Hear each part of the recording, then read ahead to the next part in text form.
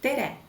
Täna tahan ma sulle näidata, kui lihtne on Statone HR platvormil töötaja juhendeid allkirjastada. Olgu selleks siis tööohutus või tööjuhendid. Protsess on alati sama ja väga selge. Kõigepealt logib sisse töötaja oma iseteenindusportaali aadressil app.statone.eu.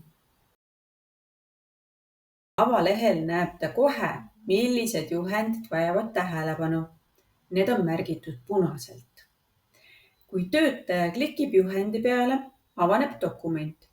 Allkirjastamine on võimalik alles siis, kui töötaja kerib juhendi päriselt lõpuni. See tagab selle, et ta on päriselt ka sisuga tutvunud. Kui dokument on lõpuni loetud, saab töötaja tellida endale e-posti teel kontrollkoodi. See tähendab, et allkirjastamine toimub alati turvaliselt topeltautentimisega ehk siis kontrollkood pluss parool. Klikime nüüd nupule Saada mulle e-mail. Kohe saabub kood töötaja postkasti.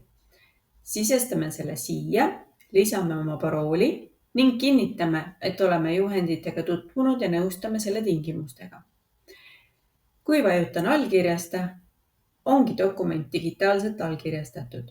Tulemus on kohe näha, kuupäev, kellaaeg ja muud detailid salvestatakse automaatselt. Kui minna töötaja vaatesse tagasi, on näha, et juhend on töötaja poolt allkirjastatud, kõik vajalik info, millal, kuidas ja millise autentimisega on detailselt logitud. See aitab vältida vaidlusi töövaidluskomisjonis ja tagab, et töötaja on päriselt juhendiga ka tutvunud. Täpselt nii lihtne see ongi. Aitäh vaatamast ja kuulamast!